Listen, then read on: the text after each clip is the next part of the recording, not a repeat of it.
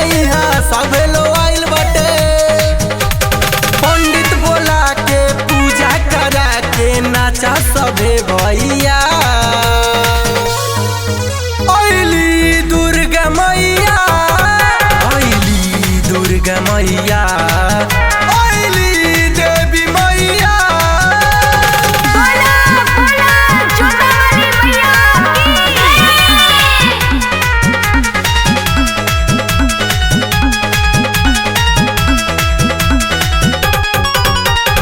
इन्हीं से चलेला ई दुनिया सारा, ऐसा न मौका आई दोबारा। बड़ी दयालु होई माई भवानी, करे बखान ऋषि मुनि गयानी।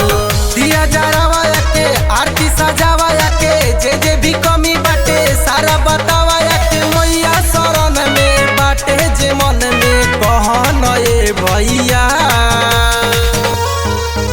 आइली दुर्गा मैया, आइली दुर्गा मैया, आइली देवी मैया। बोला बोला थावे वाली मैया की।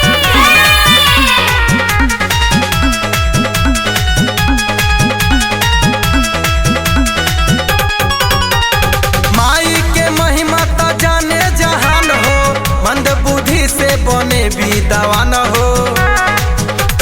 का शरम माला छोड़ा अब शरम के, कमर हिलाई लयावा न जम के। सुंदर संदीप कहे केहू ना बाकी रहे, मैया शरण में देखो अमृत के धारे बहे। रामे भाई के गाना बजा के नाचा सभे भैया।